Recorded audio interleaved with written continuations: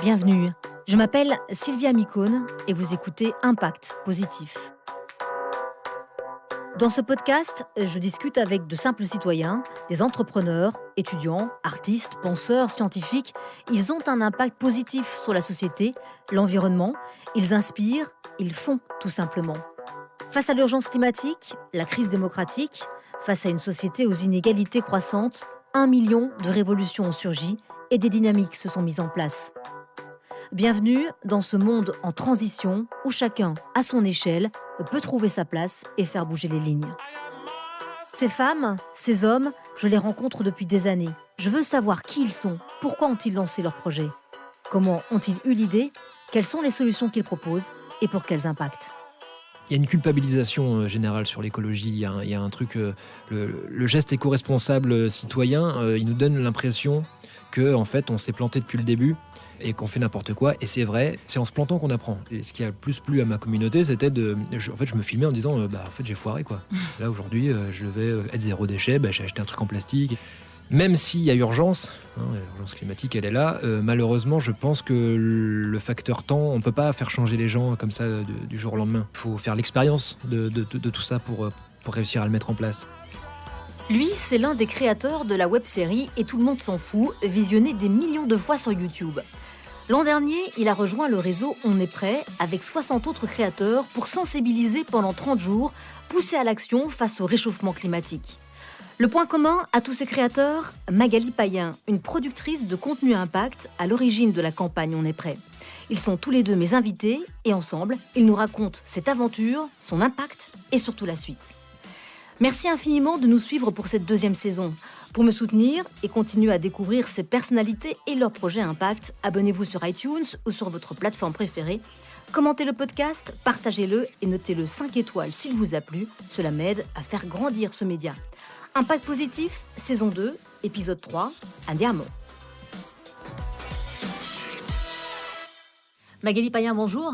Bonjour. Merci beaucoup d'être avec nous sur Impact Positif. Vous avez coordonné la campagne On est prêt il y a quelques mois sur les réseaux sociaux. Vous êtes productrice de contenu impact. À côté de vous, Axel Latuada, bonjour. Bonjour. Merci beaucoup d'être avec nous également. Vous êtes l'un des auteurs de la web-série Et tout le monde s'en fout. 550 000 abonnés, plus de 80 millions de vues si on cumule Facebook, YouTube, et il y en a même encore plus, mais on peut pas, on n'a pas tout cumulé. Donc vous avez créé cette chaîne avec Fabrice et Marc Debony. Vous avez aussi publié un livre qui porte le même nom chez First l'an dernier et un nouveau arrive bientôt, vous allez nous en parler. Ce qui vous réunit, entre autres, c'est donc cette campagne On est prêt qui a réuni plus de 60 créateurs à l'automne dernier. Pendant un mois, chacun de ces créateurs a diffusé des messages de sensibilisation pour lutter contre le réchauffement climatique. Expliquez-nous, Magali, comment ça s'est passé? Est-ce qu'il y a eu un long travail derrière cette opération ou pas du tout? Alors oui, il y a eu quand même un long travail derrière cette opération puisque, comme vous le savez, elle a débouché sur l'affaire du siècle, donc ce procès contre l'État pour inaction climatique. Et en fait, tout a commencé véritablement le 3 juin 2018, lorsque j'ai commencé par réunir une quinzaine de créateurs sur ce sujet-là. Sur ce sujet qui était un sujet beaucoup plus large à l'époque puisqu'on parlait de se structurer justement pour maximiser notre impact sur des sujets de société et d'environnement. Et on a décidé de faire un test avec une première campagne en anticipant qu'il y aura une fenêtre médiatique entre le rapport du GIEC, donc le GIEC pour mes mots, ce sont les experts du climat du monde entier, et la COP24.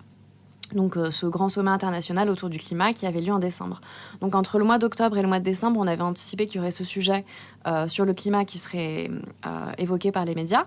Et donc on a décidé en fait d'unir nos voix. Donc à l'époque c'était avec une quinzaine de créateurs, d'unir nos voix pour porter un message et avoir un maximum d'impact. Mais encore fallait-il trouver ce message et cette action à porter. Donc à ce moment-là, en fait, la quinzaine de créateurs m'ont donné une forme de mandat, de confiance, pour que j'aille investiguer et trouver quel message porter. Donc à ce moment-là, j'ai été voir les sachants, c'est-à-dire les experts, les scientifiques, les ONG, et de fil en aiguille, il y a des journalistes qui m'ont envoyé vers Valérie Cabanès et Marie Toussaint. Et en fait, ce sont deux femmes qui ont créé une association qui s'appelle Notre Affaire à tous, et qui travaillent pour faire évoluer le droit, et notamment le droit de la nature. Donc en fait, ce sont les premières à m'avoir parlé du droit de la nature, des crimes d'écocide. Et quand j'ai fait cette rencontre avec Marie au mois de juillet, ça a été comme une évidence. Et je me suis dit, en fait, la campagne doit se construire autour d'elle. Donc à l'époque, elle me parlait de changer la Constitution française et notamment, pourquoi pas attaquer l'État en justice comme l'avaient fait les Pays-Bas en 2015. Et suite à cette attaque aux Pays-Bas par des citoyens, en fait, il y a eu les lois les plus ambitieuses en matière d'écologie qui sont passées, les lois les plus ambitieuses au monde. Donc ça, c'était au mois de juillet. Puis, il y a eu une canicule très, très forte. Je ne sais pas si vous vous souvenez de ça. Juillet-août 2018. Il y en a à peu près maintenant toutes les années. Donc, de pire en pire, ouais. Puis, la démission de Nicolas Hulot fin août. Et donc, en fait, cette démission a quelque part mis le feu aux poudres. Enclenché pas mal de choses, ouais. Voilà, il y a eu un véritable sursaut citoyen à ce moment-là.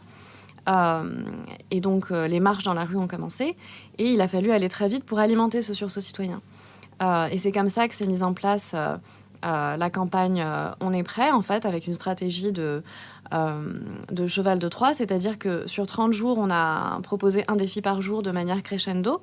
D'abord, des défis très simples. Le premier jour, c'était je décide de vider ma boîte mail parce que la pollution numérique, ça pèse lourd. C'est l'équivalent du 6e État au monde en termes d'émissions de gaz à effet de serre, à cause des serveurs, des trucs comme ça. Et deuxième jour, je passe à la gourde pour arrêter les bouteilles en plastique. Donc des gestes simples au début. Et puis, de manière crescendo, comme ça, au milieu du défi, on s'est adressé aux maires des villes. Et on a demandé aux maires des villes d'adopter des repas bio, locaux, végétariens dans les cantines. Donc ça, c'était via Norman. Et ça a permis d'envoyer plus de 10 000 lettres à des maires. On a abordé justement le fait de diminuer la viande. Et le grand défi final, connu uniquement des créateurs et de Marie, et des 3 ONG que Marie a été allée chercher entre-temps. Le grand défi final, c'était donc l'affaire du siècle. Ouais. Et on en parlera tout à l'heure d'ailleurs. Axel, le concept de votre web-série, c'est justement cela, faire prendre conscience de sujets qui sont juste là, sous nos yeux, et dont tout le monde se fiche. Et vous avez d'ailleurs fait ça pour On est prêt, on écoute. Sais-tu qu'en France, notre alimentation représente 25% des émissions de gaz à effet de serre? Un quart. Et la viande, 15%. Et oui, l'élevage industriel est responsable d'une grande partie de la déforestation. Par exemple, pour nourrir les animaux, on abat des forêts afin de planter du soja.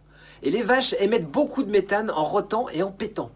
Réduire notre empreinte carbone passe donc par le fait de manger moins de viande, tout en accompagnant la transition de ceux qui vivent de cette industrie. L'objectif, c'est pas de remplacer un poulet fermier élevé près de chez toi par un légume à l'autre bout du monde. L'idée, c'est de privilégier les ingrédients végétariens de saison et locaux, donc de production française. En plus, c'est une super occasion de diversifier ton alimentation tout en te faisant plaisir. Alors, t'es prêt à relever ton défi du jour et à manger des trucs 100% végétariens? Si oui, clique sur le lien et va dans la rubrique consommer moins et mieux choisir sa viande.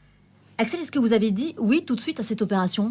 Bien sûr, en tant que créateur, quand on en vient à traiter ces sujets-là, surtout quand on en vient à voir que ça a un impact, même si ce n'est que le fait d'être écouté, on a envie de partager ça et de... Pour moi, le succès des Tout le monde s'en fout, il vient notamment de ce que j'appelle l'intelligence collective. C'est-à-dire le fait de s'être réunis entre gens qui avaient envie de faire bouger les choses et l'envie de partager son point de vue sur le monde. Et donc, évidemment, quand on a plein de créateurs comme ça qui décident de mettre... parce qu'il n'y avait pas que des gens engagés, en plus, au début. Il y avait des créateurs de toutes sortes, des gens qui font parfois des vidéos qui n'ont rien à voir. Et le fait...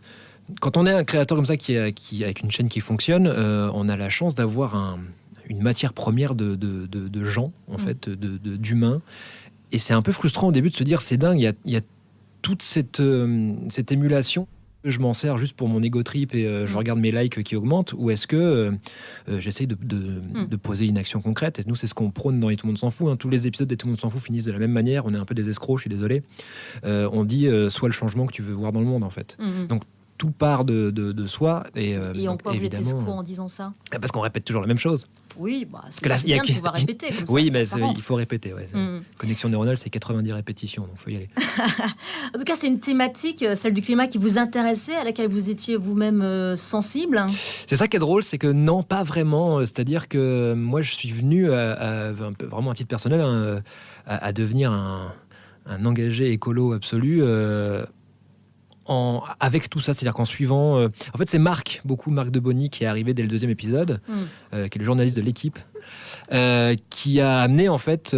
qui nous a dit de quoi on parlait. Quand on a fait le premier épisode sur les femmes, il nous a dit, en fait, votre sujet, c'est la dissonance cognitive. Et nous, on a dit d'accord, ok. Et en discutant, donc, ce que tout le monde s'en fout, ce n'est qu'une succession de discussions, et donc les sujets sortent comme ça. On s'est rendu compte que dans l'écologie, dans notre travers de quotidien, sur les gestes qu'on pose, il y a beaucoup de dissonance cognitive. Et donc, naturellement, dès le 4e épisode, on a parlé de l'eau potable, du fait que voilà, c'était une denrée rare et qu'on faisait n'importe quoi avec.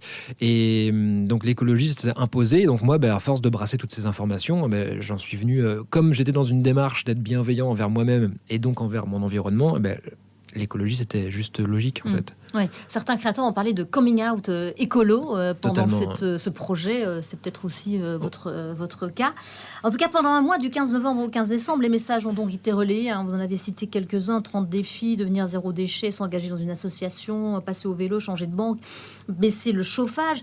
La question qui tue à présent, Magali, c'est quel a été l'impact de cette campagne? Parce que c'est important, finalement, pour construire l'après. C'est un peu le nerf de la guerre. Est-ce que ça a fonctionné? Est-ce que ça a touché le nombre de personnes que vous le souhaitiez?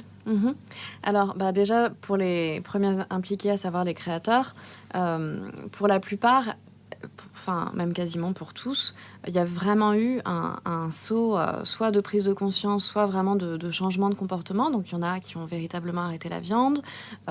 Hier encore, il y en a une qui me disait qu'elle avait vraiment changé sa façon de consommer et qu'elle elle se posait désormais beaucoup de questions, et pas seulement des questions d'écologie quand elle consommait. Elle se posait aussi des questions de quel impact social, tout ça. Donc en fait, pour la majorité d'entre eux, il y a eu un avant et un après. Ça, c'est les influenceurs. Ça, c'est les qu'en influenceurs. est-il de leur communauté? Alors, sur les réseaux sociaux, leur communauté ont adoré. Vraiment, il y a eu des engagements complètement fous parce que il y avait cette sincérité, cette authenticité, et on fait ensemble, on galère ensemble avec nos vulnérabilités, avec justement être zéro déchet, qu'est-ce que ça comporte comme difficulté, et vous aussi, donnez-moi des tips. Et donc, en fait, c'était vraiment quelque chose de collégial et de collectif. Et de collectif, pas seulement entre créateurs, mais aussi en embarquant les communautés. Tu veux en parler un petit peu? Oui, mais j'ai beaucoup de choses à dire là-dessus. C'est-à-dire que le fait de mettre en scène, justement de ne pas mettre en scène nos échecs. Alors, en l'occurrence, nous, sur Tout le monde s'en fout, on était déjà dans une démarche écolo, donc les gens qui nous suivent étaient déjà intéressés à ça. Mais j'imagine d'autres créateurs, effectivement, comme Norman ou ce genre de personnalités qui mettent en scène une proximité avec le public, qui tout d'un coup dévoilent le fait de galérer, parce que c'est ça, en fait. Il y a une espèce de... Il y a une culpabilisation générale sur l'écologie. Il y a un truc... le geste éco-responsable citoyen, il nous donne l'impression que, en fait, on s'est planté depuis le début et qu'on fait n'importe quoi. Et c'est vrai, mais le truc, c'est qu'en culpabilisant et en dépensant de l'énergie dans le vide, en se disant j'aurais pas dû faire ça, et puis de toute façon tant pis, je le fais pas parce que moi j'ai besoin de ma liberté, etc. L'idée c'est de se dire aussi qu'on peut faire, et qu'on peut faire assez facilement, mais surtout de comprendre que c'est en se plantant qu'on apprend. Et moi je sais que c'est ça qui en tout cas je sais que ce qui a le plus plu à ma communauté, c'était en fait je me filmais en disant en fait j'ai foiré quoi. Là aujourd'hui je vais être zéro déchet, j'ai acheté un truc en plastique et tout, et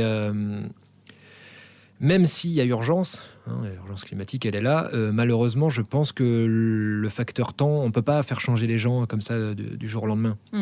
Il faut faire l'expérience de tout ça pour réussir à le mettre en place. Ouais. Donc, moi, je crois beaucoup à l'humour. En tout cas, c'est mon outil principal pour faire passer les messages. Et dans mon petit coin avec les gens qui me suivent et l'impact que je vois qu'on a et que tout le monde s'en fout, ça fonctionne. En tout cas, il y a des vraies choses qui se passent. En tout cas, les créateurs expliquaient dans la bande-annonce, dont on est prêt, que si 3,5% de la population était touchée, soit 2,5 millions de personnes, elles pouvaient faire basculer le système. J'imagine qu'on a largement dépassé ces 2 par des millions. actes non violents en plus. Ouais. C'est ça qui est important là-dedans, dans ce chiffre. L'idée, c'est pas de prendre la Bastille. De toute façon, ça marchait à une certaine époque. Mais en tout cas, dans cette statistique qui est impressionnante, c'est à travers des actes non violents, 3,5% d'une population suffit pour renverser, pour effectuer des changements majeurs au sein d'une société. Voilà. Et alors donc pour continuer du coup sur les succès de On est prêt, au moment du lancement, il y avait un peu plus de 60 créateurs et le défi final, donc l'affaire du siècle, à ce moment-là avait rassemblé près de 130 personnalités. C'est-à-dire qu'il y a des sportifs de haut niveau qui ont rejoint l'aventure comme Nicolas Karabatic, Alizé Cornet, Cécilia Balmy. Il y a eu des chanteurs, des acteurs comme Lucie Lucas. Donc dans la vidéo finale, Marion Cotillard, Juliette Binoche, Cyril Dion. Et rien que sur la campagne, donc on est prêt avant le grand défi final, on a eu un reach sur, un nombre de personnes touchées sur Instagram et Facebook de 47 millions de comptes. On a eu un nombre de personnes touchées sur Instagram et Twitter de 47 millions de comptes, hors Facebook et puis YouTube. Plus de... Donc ça, c'est énorme, 47 millions. C'est beaucoup. C'est beaucoup. C'est C'est énorme. des chiffres Oui, qu'on je le n'arrive pas balance trop comme ça, mais Et donc, du coup, qu'est-ce que vous faites avec ça ? Qu'est-ce qui se passe ? Et ben en fait, sur chacun des défis de la campagne, donc sur les 30 défis, il y avait véritablement des actions très concrètes proposées, de renvoi vers des ONG ou des entrepreneurs sociaux et d'achat de gourdes, de coller un stop pub. Et là, mais vous avez aussi pu d'aller mesurer beaucoup plus loin. l'impact ? Ouais. Vous avez pu le faire ? Ah oui, on a mesuré l'impact de trafic web et puis on a essayé de le mesurer le plus finement possible. Et par exemple, avec Ecosia, le nombre de personnes qui ont téléchargé ce moteur de recherche Internet, ça a permis de planter en quelques temps 45 000 Ecosia, arbres. donc un concurrent de Google, on va dire. Hein. Ouais. Il est respectueux de l'environnement. Qui plantent des arbres quand tu fais des recherches. En Voilà. fait, c'est ça l'idée. Voilà, donc eux, ça leur a permis de planter 45 000 arbres. 10 000 lettres ont été envoyées aux maires des villes, donc je disais tout à l'heure, pour adopter des repas bio, locaux, végétariens dans les cantines. Et c'est vrai que c'est devenu un vrai sujet de société aussi, Oui. le repas bio dans les On en cantines. parlait beaucoup. Là, en ce On moment. aurait aimé aller plus loin dans la mesure de l'impact, mais à l'époque, on avait vraiment zéro ressource en termes de temps, de personnes, tout ça. Et en fait, le bébé, quelque part, de l'affaire du siècle, c'est que ça a permis, en fait, dans les semaines suivantes, de négocier avec le gouvernement, donc d'être dans un rapport de force plus costaud, et de négocier, en fait, cette convention citoyenne de 150 citoyens tirés au sort. Vous dire que la Convention citoyenne, c'est finalement l'aboutissement de tout cela. C'est ce qui vous a permis de négocier avec l'État. Le recours est déposé devant la justice. On a oublié de aussi dire qu'il y avait quand même une pétition qui avait été signée par plus de 2 millions de personnes. La plus grosse 360 000, pétition donc de c'est du France. jamais vu en France. Oui. Donc évidemment, vous avez effectivement quelques arguments pour discuter, on va dire. Oui. Mais là, le recours en justice, il est toujours là. Tout à fait. Donc là, en fait, il est en étude, ce recours en justice. En fait, il a été déposé au tribunal mi-mars.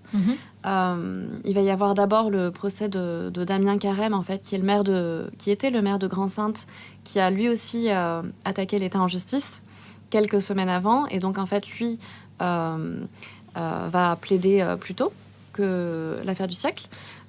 Et là, on peut se rendre compte vraiment qu'on est en train de rentrer dans une époque de grands procès, c'est-à-dire qu'il y a celui de Damien Carême, il y a l'affaire du siècle, il y a Greta qui attaque l'État français. Il y a beaucoup de municipalités qui se font attaquer sur la pollution de l'air. Il y a ces maires qui attaquent Total. Donc, en fait, ça s'enchaîne. On rentre vraiment dans une nouvelle ère à ce niveau-là. Et quand je disais que la Convention citoyenne des 150 citoyens tirés au sort était une conséquence de l'affaire du siècle, c'est parce que, d'un côté, Cyril Dion a pu en parler avec Emmanuel Macron.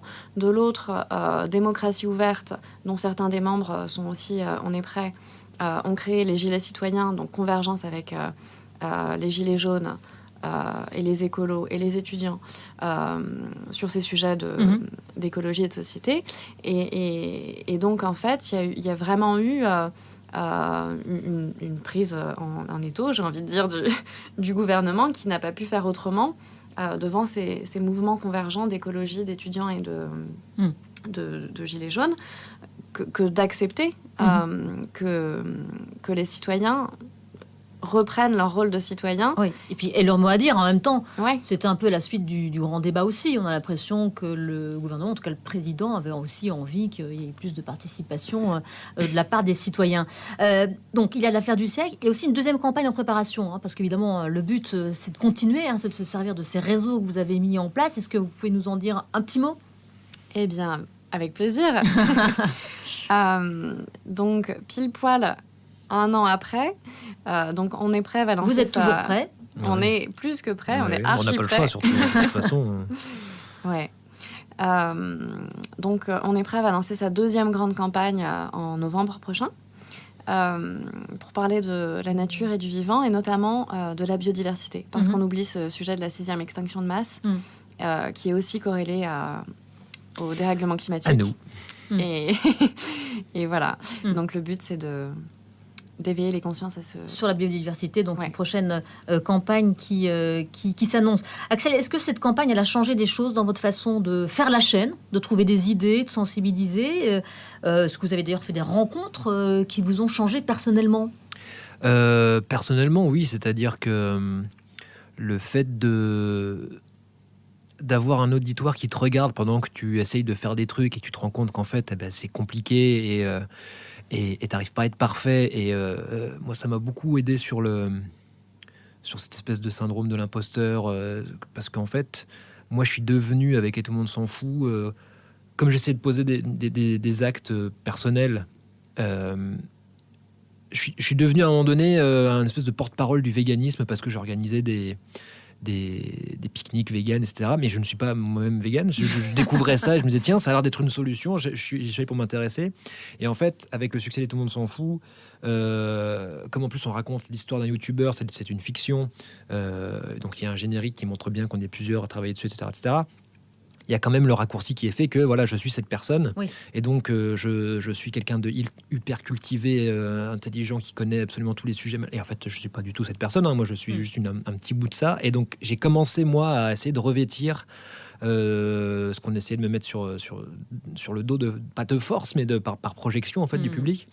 Et c'est pas possible, ça, d'être aussi. Je ne veux pas être cette personne, hein. Ce personnage est beaucoup trop stressé et énervant. Et donc moi, ça m'a permis, en fait, de me libérer de cette pression, parce qu'on se fout beaucoup la pression, mine de rien, et d'accepter encore une fois, de se planter pour apprendre, etc. Donc oui, moi, toute cette aventure est folle, de toute façon. Et votre communauté, elle a réagi comment à la campagne On est prêt? Elle vous a suivi? Vous avez quel retour? Oui, bien sûr. De toute façon... Alors, il y a la communauté Et tout le monde s'en fout. Il y a ma communauté à moi, entre guillemets, c'est-à-dire que comme on est plusieurs, c'est toujours un peu hybride comme projet. Moi, les gens qui me suivent, on dit toujours que notre communauté, c'est vraiment des gens très intelligents, déjà, j'ai l'impression. Très bienveillants. Quand on les rencontre en convention, là, en ce moment avec le spectacle, je rencontre beaucoup de gens et c'est vrai que depuis 3 ans, un des mots que j'entends le plus souvent, c'est merci de faire ce que vous faites. Et c'est... Comment dire, je crois que c'est le plus gratifiant qu'on puisse espérer, parce que... Mais pourquoi? Parce qu'en 3 minutes 37, finalement, parce que certaines chroniques sont quand même assez courtes, on apprend plein de choses et tout ça avec de l'humour. Et on imagine évidemment qu'il y a beaucoup de travail derrière. Oui. C'est quoi finalement le secret de vos épisodes, le secret de vos recettes? Le travail, mais très clairement. Le travail et le fait de s'être entouré de gens qui... on met beaucoup d'énergie à prendre du plaisir dans ce qu'on fait. On met beaucoup d'énergie à faire en sorte que les gens qui travaillent avec nous prennent du plaisir et trouvent de l'intérêt. C'est-à-dire que... il y a une phrase que j'ai mis en application dans ma vie grâce à mon pote Fabrice qui est coach. Il m'a dit qu'est-ce que tu sais faire de bien et que tu peux améliorer. Donc c'est fait de partir de ce qu'on sait faire et de l'améliorer plutôt que d'essayer de combler des manques qu'on croit avoir et de se dire ok, pour être quelqu'un de bien, il faudrait que je fasse telle chose que je ne sais pas faire. Donc nous, on met beaucoup d'énergie à partir des ressources qu'on a. En fait, tout simplement, c'est partir des ressources. Et ça a changé ma vie personnellement de mettre ça en application. Axel, vous êtes du coup rentré assez facilement dans ce métier. Votre première vidéo sur les femmes, elle a fait plus de 10 millions de vues en 5 jours, ce qui est quand même extraordinaire. Oui, elle avait été reliée par auféminin.com, mais ça n'explique pas tout quand même. Vous racontez aussi que 48 heures se sont écoulées entre le moment où vous avez décidé le programme et sa mise en ligne. Quand on voit le résultat hyper pro, efficace, juste surtout, on se dit, c'est quoi? C'est le talent, c'est l'inspiration, c'est aussi la profession, parce que vous n'êtes pas étranger à la profession, hein, vous êtes réalisateur, mais c'est ce que je dis, c'est que réussir du jour au lendemain, ça prend à peu près 15 ans, de toute façon. Donc, c'est-à-dire qu'on a, dans Tout le monde s'en fout, on a juste mis en application ce qu'on savait faire, encore une fois. C'est-à-dire que Fabrice et moi, on était auteurs et réalisateurs. Moi, ça fait 15 ans que je fais des courts-métrages, que je fais du montage, dès que j'ai su que je voulais faire des films, je me suis dit, ok, le meilleur moyen de savoir faire des films, c'est d'en faire. Donc j'ai commencé à faire ce que j'avais envie de faire. Donc Et tout le monde s'en fout, c'est juste le résultat de l'ennui déjà, parce que c'était un moment où on s'ennuyait avec mon pote. Et comme on était dans l'ennui, et comme on avait arrêté d'essayer de... Moi, quand j'ai fait Tout le monde s'en fout, j'arrivais à un moment donné de ma carrière où je me disais... tant pis, j'y arriverai pas. Moi, je voulais faire du cinéma, c'était mon but. Je voulais écrire des histoires, faire du cinéma. Et je m'étais dit, tant pis, j'y arriverai. C'est dommage parce que je sais pas faire grand-chose d'autre, mais je vais essayer de faire autre chose, je sais pas quoi. Et à ce moment-là, on s'est dit avec mon pote, tiens, si on faisait un truc pour se faire plaisir à nous, vraiment sans chercher à ce que ça marche. Donc on s'est mis... se faire plaisir, c'est peut-être ça, le secret aussi. Mais vraiment, encore une fois, parce qu'en prenant du plaisir, on fait bien les choses, on s'y implique. Et Magali, Axel, pour vous, c'est un militant, c'est quelqu'un d'engagé? Axel, c'est quelqu'un d'inspirant. Et c'est un super artiste. Si vous deviez d'ailleurs donner un conseil à quelqu'un qui veut se lancer aussi, vous lui diriez quoi? Lance-toi. Oui. Non, mais très clairement, il n'y a pas Fais-toi de... plaisir. Ouais, il n'y a pas vraiment de secret. C'est si. Alors, mes conseils à moi, c'est de faire ce que tu sais faire. Ne cherche pas à... Moi, je ne suis pas... j'ai pas beaucoup de références. Il y a quelques films que j'aime, mais quand j'étais en fac de ciné, j'étais entouré de mecs qui étaient cinéphiles, qui connaissaient toutes les anecdotes, etc. Et quand ils créaient quelque chose, j'avais plutôt l'impression de voir un agglomérat de références plutôt qu'une création propre. Donc l'idée, c'est de pas chercher à voir ce qui marche et d'essayer de faire pareil, mais juste de faire ce qui vient de l'intérieur, en fait. Mais c'est pas évident de savoir ce qu'on a à l'intérieur. C'est ça le problème, c'est qu'on est dans une société qui nous donne pas l'occasion. On a une vie à le savoir. Oui, en plus. Donc il faut prendre son temps, parce qu'on faut prendre son temps, parce que c'est le sien, et personne nous le donnera. Et de aussi savoir s'entourer. Encore une fois, l'intelligence collective. Il y a des trucs des fois qu'on ne sait pas faire et c'est pas grave. Au lieu de perdre du temps à vouloir le faire tout seul, ouais. C'est moi qui dis ça, j'ai beaucoup de mal à déléguer, mais vraiment moi ça a changé ma vie le fait de. Mais ça prend du temps aussi de trouver les gens avec qui on peut travailler, on a envie de travailler. Cette campagne, Magali, ça a aussi peut-être permis de redorer le blason de certains de ces créateurs qui sont parfois accusés de pactiser avec le diable pour avoir beaucoup d'argent. Ça a permis aussi peut-être de les voir autrement, ces créateurs. Oui, alors je vois pas forcément les choses comme ça. Moi, je trouve que ça a permis vraiment de révéler quelque chose de très inconscient dans la société, que ce soit du côté des médias ou bien des personnes citoyennes. C'est qu'en fait, il y a souvent, pour parler de ce sujet-là, soit une espèce de syndrome de l'imposteur où on se demande est-ce que je suis légitime, et puis aussi... ce réflexe de se dire si on n'est pas pur, on n'a pas le droit de parler. Donc à partir du moment où on a des paradoxes, on ne peut pas en parler. Et ça, c'est vraiment terrible parce que sur le premier point de la légitimité, finalement, tout le monde est légitime et à la fois personne ne l'est. Personne ne l'est dans le sens où s'il faut tout comprendre du sujet, alors même les scientifiques ne comprennent pas la complexité de ce qui est en train de se passer et même les scientifiques ne sont pas légitimes. Donc partant de là, est-ce que personne n'est légitime pour parler du vivant en fait, et de la protection de la nature et de l'humanité. Donc là, il y a quand même quelque chose de absurde à révéler et à craquer. Et après, sur le problème des paradoxes, en fait, tout le monde pollue et tout le monde est plein de paradoxes. Et en fait, ce qui est intéressant, c'est de progresser et c'est de se donner un but et c'est d'aller vers ce but-là. Mais ça sert à rien pour un enfant qui apprend à marcher de l'engueuler quand il se casse la gueule, en fait. Faut apprendre aux gens à marcher. Magali, alors votre truc, vous, c'est les contenus à impact. Les influenceurs, les youtubeurs, comme on les appelle, ont le vrai pouvoir de toucher des jeunes adultes. Est-ce que c'est par là que ça se passe aujourd'hui, dans ces formats courts, dans ces formats sur le web, si on veut mobiliser, si on veut raconter un autre récit sur le climat, car c'est vraiment le vrai challenge de cette génération d'engagés. Mais alors, c'est marrant parce que tout à l'heure, Axel parlait de dissonance cognitive. Et je pense vraiment qu'il y a quelque chose qui se joue à ce niveau-là en fonction des générations. Et en fait, quand on est plus âgé, quand on avance vers la trentaine, 40, 50, 60 ans, en fait, plus on avance dans la vie et plus nos certitudes ont tendance à se figer et plus c'est difficile en fait de déconstruire plus c'est difficile de déconstruire tout ce qui s'est passé. et de remettre en cause en fait l'impact qu'a pu avoir notre vie sur le climat, la nature, tandis que chez les jeunes, s'il y a dissonance cognitive, s'il y a lucidité vis-à-vis du problème, en fait, ils n'ont pas cette même capacité à faire l'autruche. Donc en fait, ils ne peuvent pas se résoudre à faire comme si de rien n'était.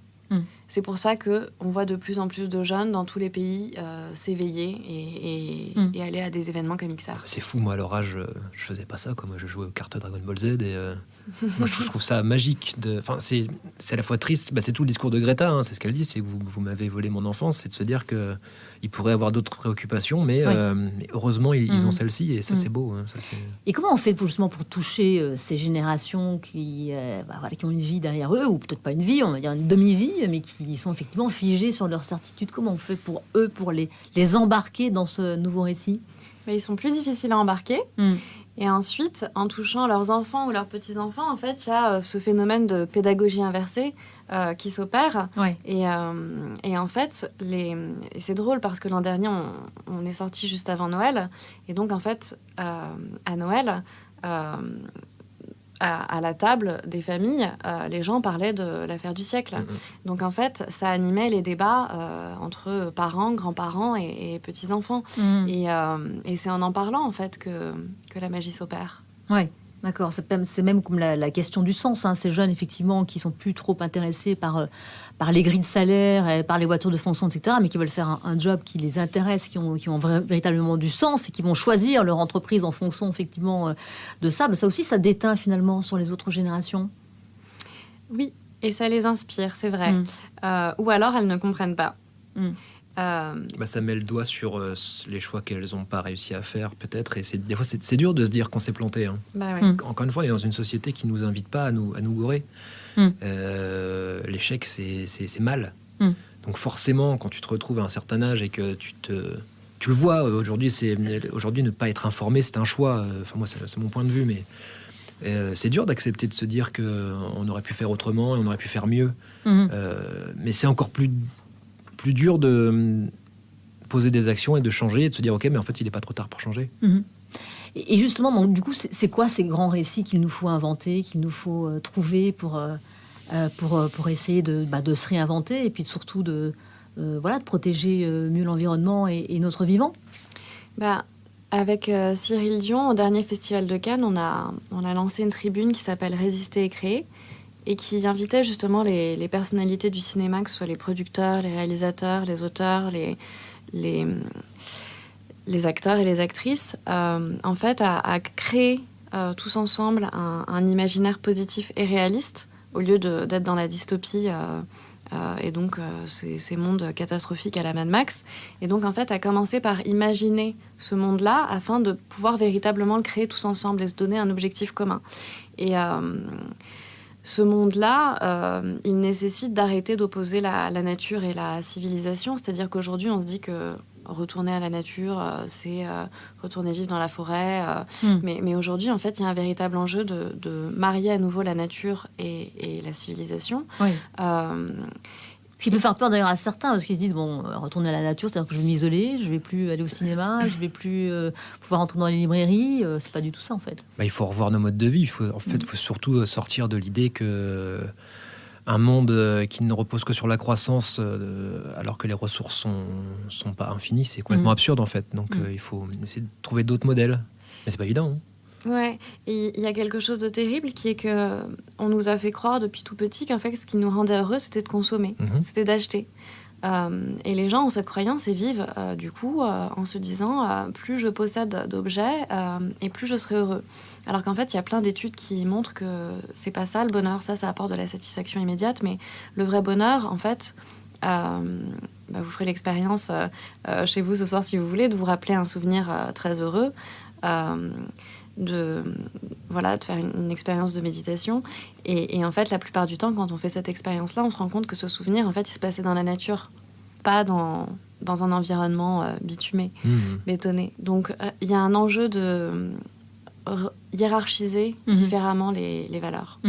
Mais cette société de consommation dont vous parliez à l'instant, elle est un peu quand même en train d'être remise en cause quand on voit ce qui se passe au niveau de l'alimentation, quand on voit ce qui se passe au niveau de la mode. Il y a quand même une prise de conscience qui devient de plus en plus grande. C'est minime, mais surtout que ça commence à être médiatisé, en fait. Parce qu'il y a des écolos, il y en a depuis toujours. Simplement, il y a 30 ans, on se moquait d'eux. Aujourd'hui, il y a une petite fille de 16 ans qui est écolo et qui devient une star, qui est médiatisée. Donc et qui est aussi extrêmement critiquée. Oui, bien sûr. Qu'est-ce que vous en pensez, vous, de tout ça, quand vous voyez effectivement toutes les critiques qui proviennent d'hommes politiques, mais aussi d'intellectuels, de scientifiques aussi, pour certains, et qui la critiquent, ça vous inspire quoi? Ça vous fait dire quoi? C'est le déni dont on parlait tout à l'heure, c'est-à-dire que c'est quelqu'un de plus jeune, moins expérimenté, qui de peut-être, entre guillemets, moins légitime, qui vient mettre le doigt sur des choses qui sont évidentes. C'est une forme de protection du cerveau. C'est le cerveau qui se dit en fait, on fait vraiment n'importe quoi. Il est hors de question que j'accepte ça. Donc c'est triste. Moi, je pense que la vérité fait peur et que Greta dit la vérité, donc Greta fait peur. Et en fait, ce déni, en fait, c'est pas seulement le déni de sa propre mort, mais c'est c'est un déni qui est lié à une angoisse de mort de l'humanité, en fait, et puis de plein d'espèces vivantes. Donc du système, surtout, c'est-à-dire que mettre en application tout ce qui serait nécessaire, c'est la mort de ce système. Donc ça implique des remises en question qui sont dantesques et notamment économiques. J'imagine qu'il y a des gens qui vont perdre du pognon là-dedans, donc forcément, c'est pas dans l'intérêt de certains de mettre tout ça en application. Alors, je parlais de récits qui embarquaient tout à l'heure. Alors, effectivement, il y a l'exemple phare de Demain de Cyril Dion qui a eu un succès fou et qui a réussi à sensibiliser pas mal de gens. Il y a eu une deuxième version qui est sortie. Puis, tout récemment, il y a Au nom de la terre aussi, qui est un carton au cinéma à 500 000 entrées. Donc, ils sont devant Rambo en une semaine. C'est incroyable aussi. C'est sur la crise paysanne. Quand on est productrice de contenu à impact, c'est ça qu'on veut faire? C'est des récits comme ceux-là? Alors, quand on est productrice de contenu à impact, effectivement, ce que vous avez cité, c'est des exemples parfaits parce que Demain, ça apporte des solutions. Au nom de la terre, ça met vraiment le doigt sur un dysfonctionnement qui est celui de l'agriculture intensive. Et puis, la vie de ces agriculteurs aujourd'hui, en fait, qui ont été encouragés à changer de système, en fait, à quitter la permaculture. Et ce rapport sain à la nature pour passer à la productivité, un rapport complètement inhumain aux animaux, au sol. Et du coup, aujourd'hui, les sols meurent. Enfin, on a un vrai problème non seulement de pollution des sols et des nappes phréatiques, mais 95% des sols français sont morts. Ouais, je savais pas. Tu vois. Ouais, ça fait flipper. Et Au nom de la terre, je l'ai vu à l'avant-première. En fait, ce film, il est complètement... Enfin, il est magnifique et Guillaume Canet dit que c'est un de ses plus beaux rôles. Ça l'a vraiment touché au plus profond. Oui. Donc oui, c'est ça. Et en fait, en tant que productrice à impact, moi, ce que j'essaye de faire à chaque fois, c'est vraiment de donner des clés aux spectateurs pour qu'ils agissent dans la foulée. C'est-à-dire que quand ils ont vu un film comme ça, soit tragique, soit qui les inspire, en fait, il y a toutes ces émotions qui demandent à se concrétiser. Et en fait, ils ont besoin d'être orientés. Et à ce moment-là, c'est très important de les nourrir en propositions de solutions. Et c'est-à-dire, comment on fait pour justement arriver derrière et faire quelque chose de toute cette émotion, finalement, qu'on a quand on sort d'une salle de cinéma Alors... Aux États-Unis, c'est Participant Media qui le fait très bien. Donc, c'est un gros studio de cinéma à impact qui, par exemple, quand ils ont sorti les documentaires d'Al Gore, Une vérité qui dérange, avait tout un kit sur un site internet pour expliquer aux gens comment agir à différents niveaux pour le climat. Donc, c'est simplement ça, en fait. C'est sur chaque sujet... Il y a des courbes vertueuses, il y a des solutions. En tout cas, des actions, parce qu'il n'y a pas toujours de solution, en fait, quand l'Amazonie brûle. Donc, parfois, il y a des choses qui sont perdues à jamais, malheureusement. Mais en tout cas, il y a toujours des possibilités d'agir. Et ça nécessite beaucoup d'investigations et de discussions avec des experts qui connaissent le sujet afin de choisir les meilleurs et de les digérer dans un langage que les gens comprennent facilement, parce que parfois les rapports du GIEC, c'est quand même assez audible. Voilà. Donc de les retranscrire de manière audible et de les rendre accessibles facilement, d'en faire la promotion. Donc autour de la promotion d'un film, on peut tout à fait mettre un site internet sur lequel il y aura ces solutions. Mais surtout, il faut comprendre que le seul levier d'action qu'on n'aura jamais, c'est nous. En fait, la seule chose qu'on peut changer, c'est nous-mêmes. Donc, il faut arrêter d'essayer de croire qu'on peut effectivement sauver la forêt amazonienne, nous, en étant parisiens ou je sais pas quoi. Faut comprendre, nous, ce qu'on dit dans « Et tout le monde s'en fout », c'est que tu as une relation avec le monde, tu peux pas changer le monde, tu peux juste se changer toi. Et en te changeant toi, tu vas changer ta relation et tu peux avoir une chance d'impacter sur le monde. Et c'est important. Enfin, pour moi, c'est ce qui a le plus transformé ma vie, c'est de comprendre que c'est comme dans l'avion quand il t'explique qu'avant de mettre le masque à oxygène de quelqu'un d'autre, il faut que tu mettes le tien. Parce que tant que tu respires pas, tu peux pas aider les autres. Donc, ouais, c'est un bon exemple. Ouais, il faut prendre soin de soi si on veut prendre soin du monde. Et en prenant soin du monde, on prend soin de soi. Enfin, c'est vraiment le cercle vertueux, il se passe comme ça. Alors Cyril Lion, il parlait de cet incubateur qui voulait monter, la fabrique à récits, pour effectivement aider d'autres réalisateurs, d'autres créateurs, d'autres comédiens à monter ces nouveaux récits qui peuvent embarquer un maximum de personnes et qui peuvent finalement mieux toucher que les politiques, mieux toucher que certains partis, mieux toucher que certaines associations qui militent depuis des décennies. Est-ce que vous en faites partie, par exemple, de cette fabrique ? Oui, on travaille dessus. Donc, ça s'appelle la Fabrique des récits. Donc, on est prêt et Spark News travaille dessus. Et je ne peux pas trop en dire pour le moment. C'est dans les tuyaux. C'est en préparation, donc on reparlera certainement dans Impact Positif de cette fabrique, donc des récits. Axel, vous diversifiez, vous continuez de raconter votre propre récit d'ailleurs. Vous êtes en ce moment sur scène, et puis je le disais en intro tout à l'heure, il y a un livre qui a plutôt bien marché, il y en a un autre qui va arriver, donc tout le monde s'en fout. C'est un format qui s'exporte bien ? Oui, alors, mais c'est une folle aventure depuis 3 ans. Encore une fois, tout est parti dans une cave un dimanche parce qu'on s'ennuyait, et depuis 3 ans, on nous a proposé... Une cave qui est rapidement devenue un studio quand même. Oui, quand même, parce qu'en fait, on a fait les 4 premiers dans une cave et notre producteur a dit vous arrêtez de tourner dans cette cave parce qu'elle fait 17 cm² en fait. Donc, et donc, on nous a proposé de faire un livre, chose qu'on a acceptée parce que c'était fou de se voir proposer de faire un livre. On nous a proposé de faire un spectacle, donc bien sûr, on a dit oui parce qu'on dit oui absolument à tout. Et donc, voilà, c'était un... Pas à tout. Pas à tout. Non, effectivement, on dit pas oui à tout. C'est le problème, c'est quand tu te lances dans un projet... Enfin, c'est le problème, c'est pas un problème, mais quand tu te lances dans un projet qui a une certaine éthique et qui défend des valeurs, tu te retrouves à sollicité par des éléments que tu n'aurais pas prévus et que tu n'aurais pas forcément désiré. Mais qui n'arrivent pas à vous convaincre tout de même. Non, surtout pas. Il faut être crédible. Et donc, oui, sur scène, voilà, on a exporté, et tout le monde s'en fout, sous forme de séminaire. Donc... on s'est dit que ce personnage, pourquoi est-ce qu'il montrait sur scène ? Voilà, il a fait des vidéos, Le Monde n'a pas changé. Il a fait un livre, Le Monde n'a pas changé. Donc maintenant, il va aller parler aux gens en vrai. Et donc, on a écrit ce spectacle qui tourne là depuis 1 mois. Et ça marche bien. On est content du résultat. On explique dans ce séminaire, justement, que faire des relations qu'on a avec le monde. Et donc on a essayé de faire un lien en fait entre tous les sujets, parce que quand on connaît pas trop, tout le monde s'en fout, on se dit c'est quoi ce truc qui parle de féminisme, d'écologie, de psychologie, donc des fois le lien peut être pas forcément évident, et donc on explique quelle est la relation entre tous ces sujets qu'on traite. Alors vous, Magali, votre actualité, c'est la Convention citoyenne, ça vient juste de démarrer. On rappelle, pour ceux qui ne savent pas ce que c'est des citoyens qui ont été tirés au sort, je pense, sur la base de leur numéro, c'est ça ? Alors... oui, en fait, il y a eu un algorithme qui a généré des numéros de téléphone, mais avant ça, c'est vraiment... c'est censé représenter au maximum la société française. Et les 16-18 ans aussi ont été tirés au sort.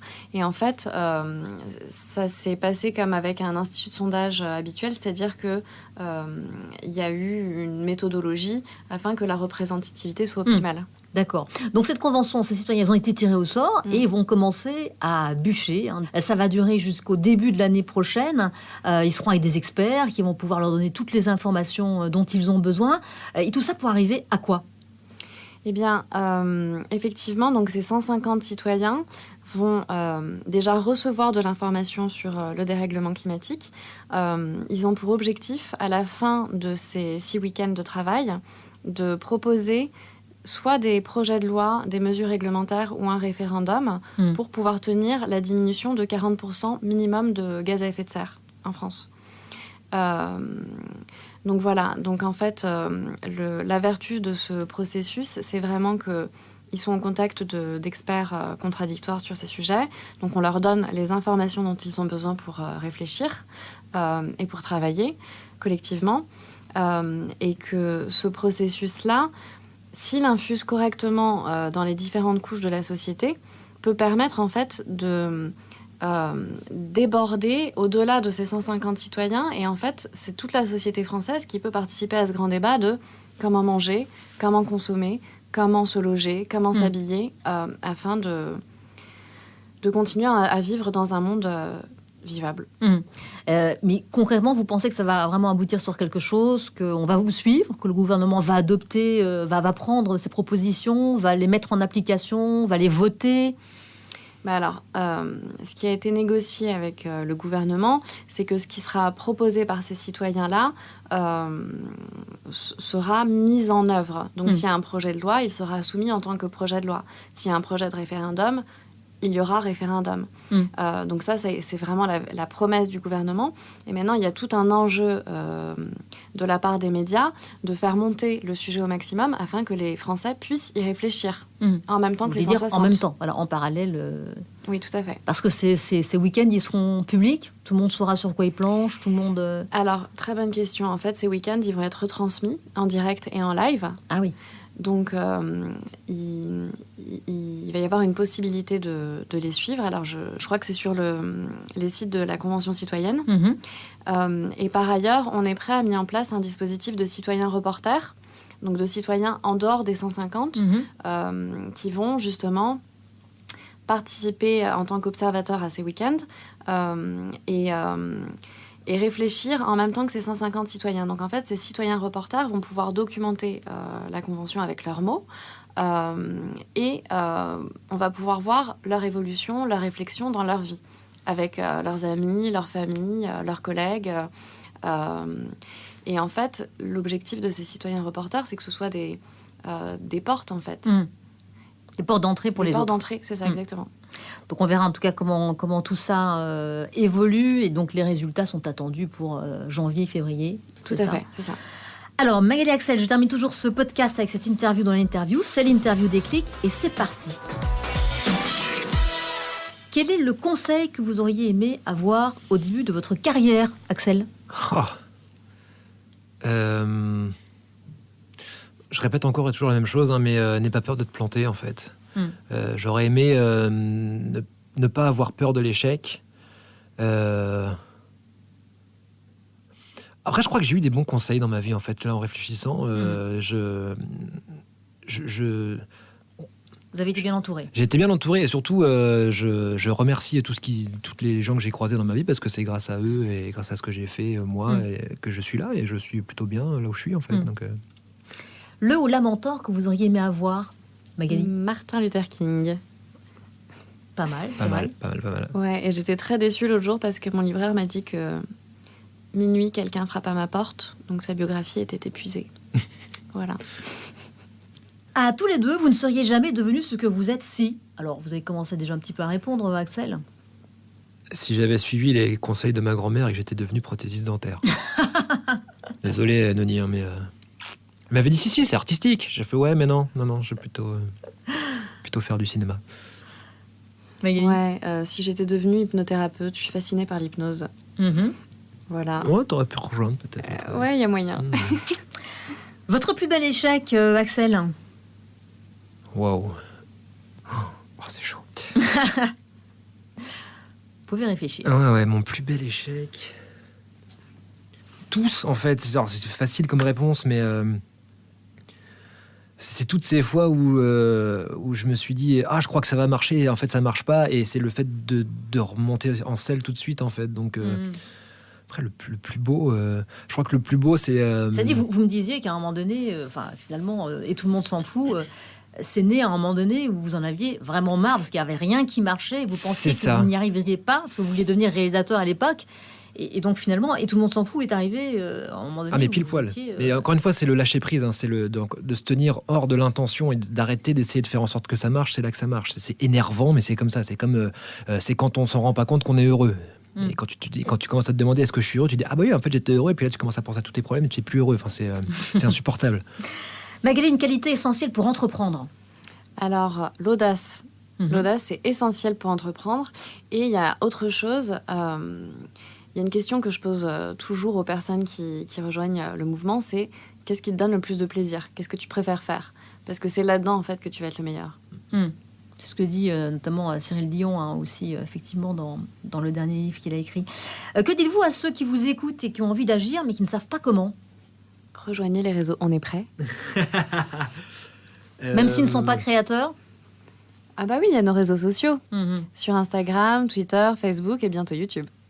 Et pour répéter ce que tu viens encore de dire, regardez ce que vous savez faire et regardez ce dans quoi vous prenez du plaisir, parce que vous allez le faire bien. En fait, on est expert dans ce qu'on sait faire.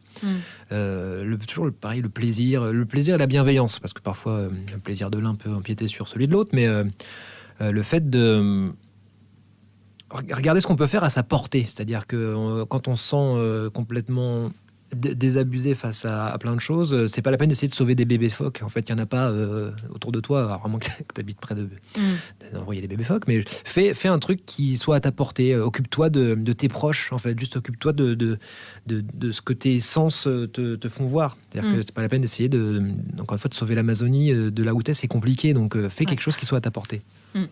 À tous les deux, que faites-vous quand vous avez du temps pour vous ? Moi, j'en ai pas. Moi, je fais des maisons en carton. Des maisons en carton. Ouais, j'ai découvert ça. En fait, j'ai découvert que de trouver une occupation qui lie mon corps et mon esprit, en fait, tout simplement. La création, la création, le fait de créer quelque chose, le fait d'être dans l'action plutôt que dans la... Donc ce sont des maisons en carton. Donc vous avez une petite collection à la maison ? Ouais, puis ça prend de la place en plus. Moi, quand j'ai du temps, je vais dans la nature. J'adore marcher dans la montagne. Ça me manque beaucoup à Paris. On parlait de végétalisation tout à l'heure et de nature. Voilà. Merci beaucoup en tout cas à tous les deux. Où est-ce qu'on peut prendre de vos nouvelles ? C'est facile, on est prêt. On va regarder sur On est prêt sur tous vos réseaux sociaux. Puis il y a aussi l'actualité de la Convention citoyenne. Alors il y a un site internet conventioncitoyenne.org, je crois. Et puis On est prêt va aussi relayer donc les citoyens reporters. Effectivement. Et moi, il faut venir à la Comédie des Boulevards. À partir du jeudi 10 octobre, du jeudi au samedi à 21h30 jusqu'au 28 décembre. Et puis il y a évidemment votre série qui continue. Vous l'avez mise continue, en parenthèse Non, toutes les 2 semaines, on sort un épisode. On va terminer la saison 3, là, bientôt. Et donc ce nouveau livre qui sort le 10 octobre aussi, qui est un recueil des punchlines du personnage, qui est un petit, comment on appelait ça, un petit recueil de communication violente. De communication violente. Oui. Pour quelqu'un de non violent. Absolument. Ok, les punchlines donc de Lexa. Oui, du genre va te curer les dents à la perceuse, tout ce genre de travail qu'on a fait. Un recueil de ça. Merci beaucoup en tout cas à tous les deux. Merci d'être venus dans Impact Positif. Avec plaisir. Et bonne route. Merci beaucoup de nous avoir écoutés. Merci à Jean-François Monpas pour le mixage. Merci à David Führer pour la prise de son et à Julien Laurent pour la production. J'attends vos commentaires et si vous avez une suggestion d'invité, n'hésitez pas. N'hésitez pas aussi à vous abonner, à nous noter et à partager cette interview si vous avez passé un moment inspirant, ce que j'espère vivement. Rendez-vous sur Instagram impactpositif.podcast ou sur notre compte Twitter @ipositif au pluriel ou encore